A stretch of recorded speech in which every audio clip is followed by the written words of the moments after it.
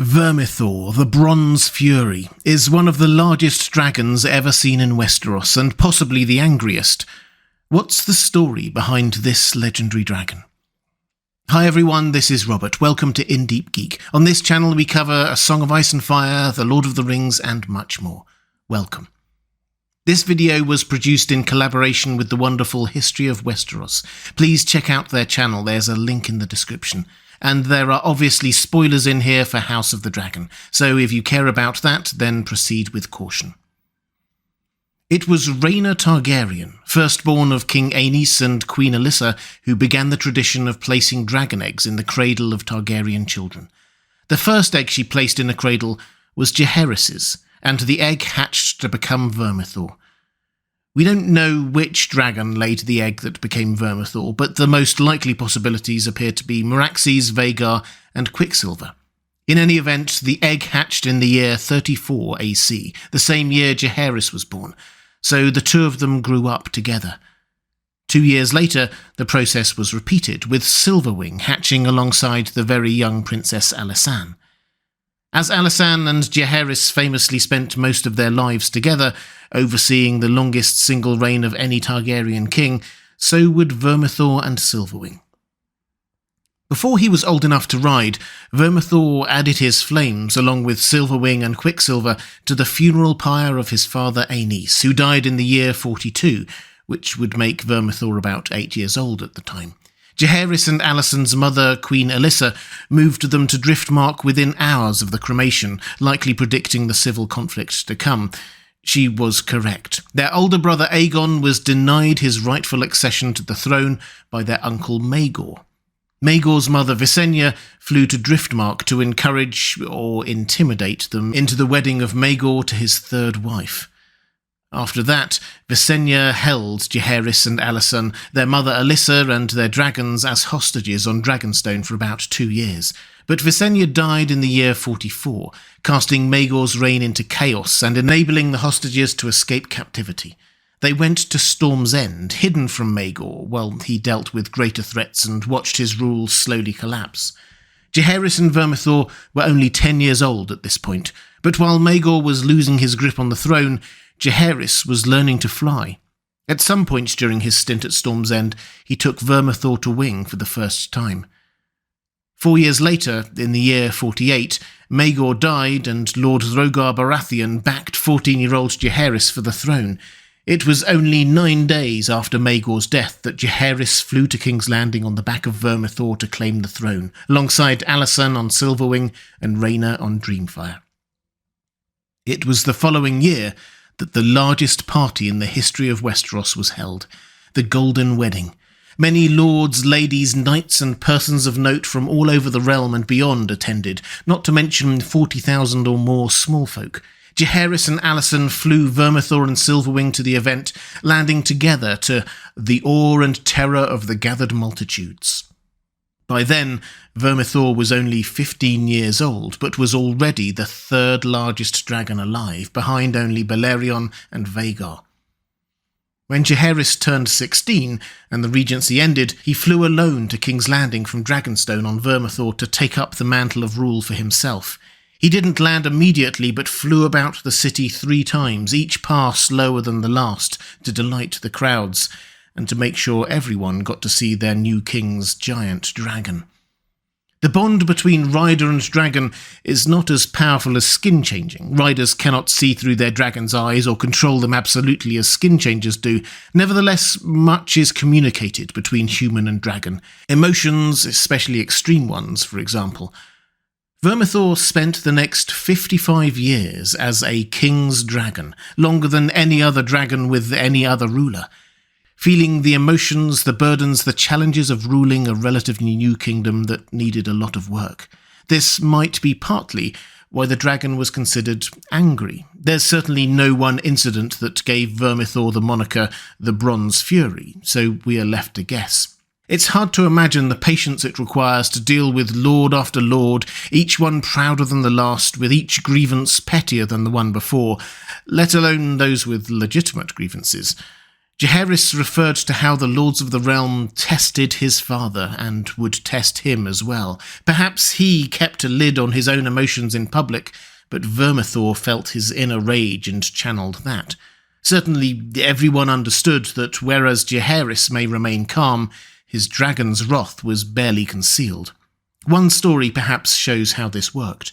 Lord Rogar Baratheon was an early headache for the young king.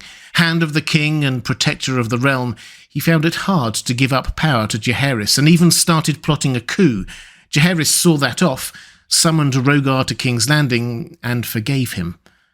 Lord Rogar was so moved by the king's mercy that he offered hostages without being prompted, but Charis simply took him outside to where Vermithor was eating a freshly killed bull. We're told that the dragon raised his head and gazed at them with eyes like pools of molten bronze. Charis says he grows larger every day while scratching the dragon's neck. The unspoken threat was committed to the pages of history by Grand Maester Vermithor, who wrote that Charis meant that every man and maid and child in the Stormlands is my hostage whilst I ride him. It said that Lord Rogar understood the threat completely. Charis and Alysanne were known to be forward-thinking and revived the policy of frequent royal progresses that had been discontinued during the rule of Maegor. Thus was this unspoken threat delivered to many lords and ladies around the realm.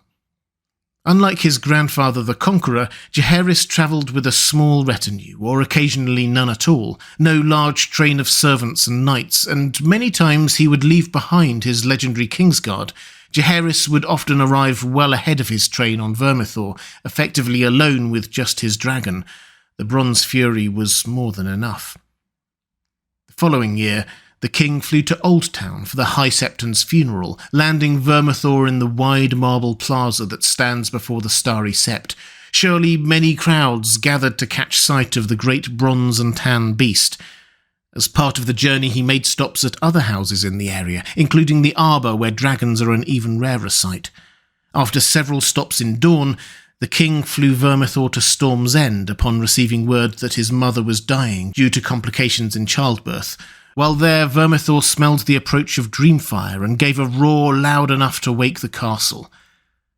A similar event occurred when Princess Aeria went missing, and Dreamfire flew to King's Landing bearing her very angry mother Rhaena. Vermithor and Silverwing in turn reacted angrily to her coming, and those nearby feared the dragons would turn on each other as they hissed and snapped.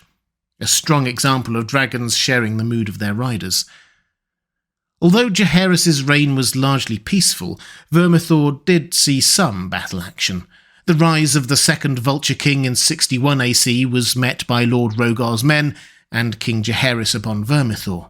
The Vulture King kept many hidden lairs and camps up in the Red Mountains, but Vermithor burned them all. Unsurprisingly, none of the Vulture King's men dared face the dragon. And in the year 83, Morion, the Prince of Dawn, launched a naval assault on the Stormlands. Charis rode Vermithor to battle alongside his sons Aemon and Balon on Vhagar and Caraxes, and turned the fleet to ash. Prince Morion died with them.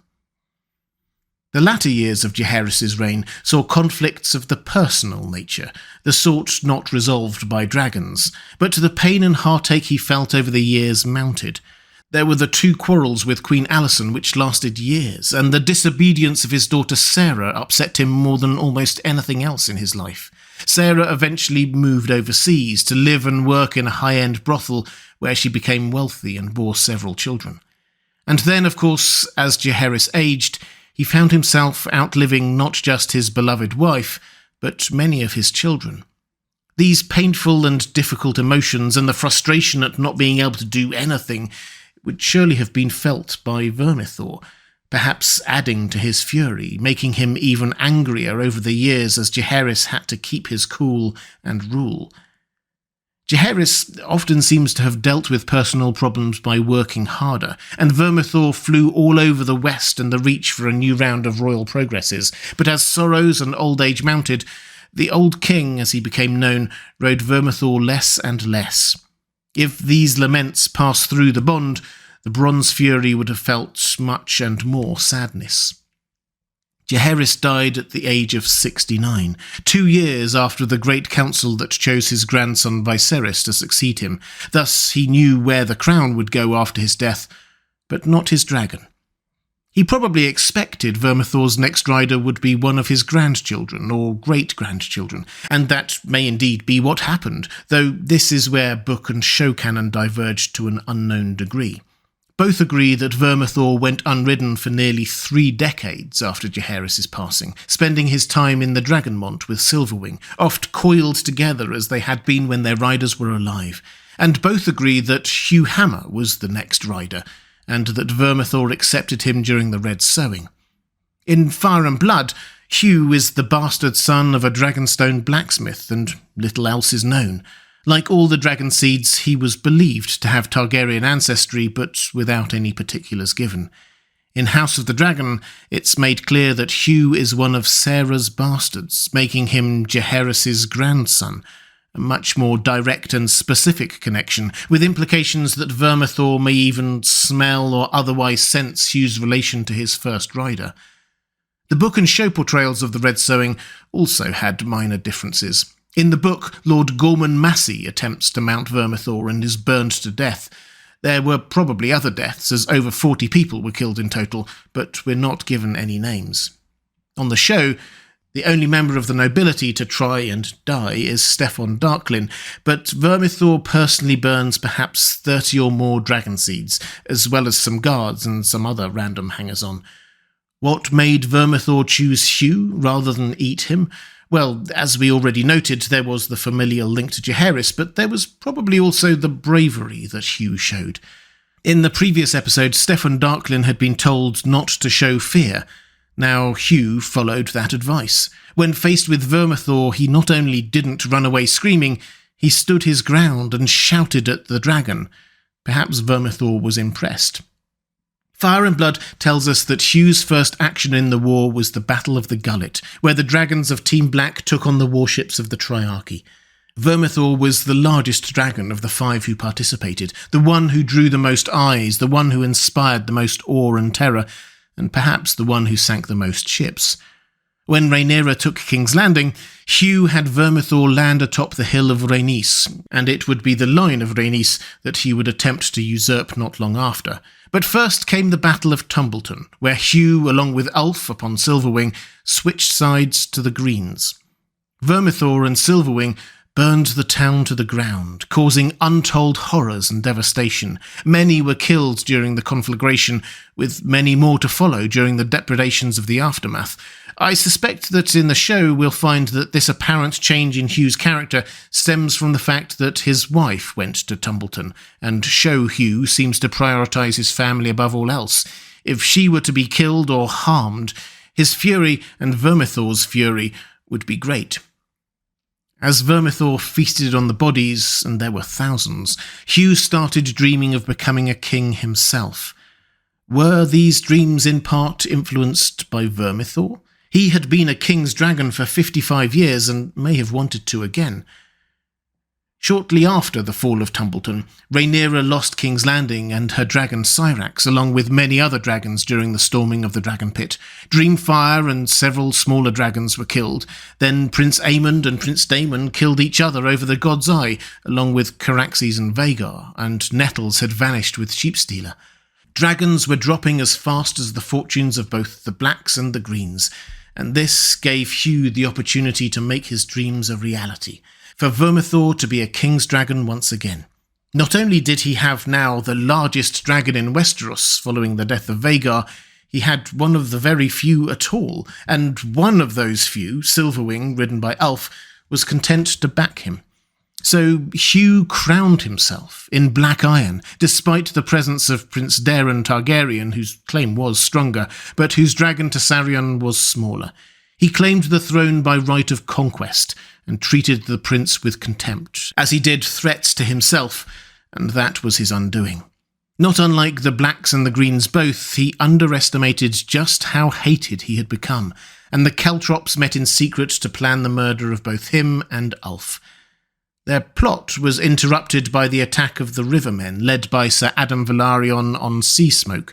He responded by calling for his horse in order to ride to Vermithor and mount up for the battle, but bold John Roxton slew him with his Valyrian steel blade, Orphanmaker, before being killed in turn by Hugh's followers. A group of foolish knights attacked Vermithor on the ground, who very likely would have otherwise slept through the battle, like the drunken Ulf the White did. Though the death of Helena caused Dreamfire to go berserk, Vermithor's reaction was oddly passive, but that didn't last long. Roused as well as injured by their attacks, Vermithor proved the truth of his name. Furious, the great beast killed them all, then continued his rampage by attacking the next closest group of people, though they had done him no harm. He killed many knights, plus Lord Piper, Lord Deddings, and all their retinues.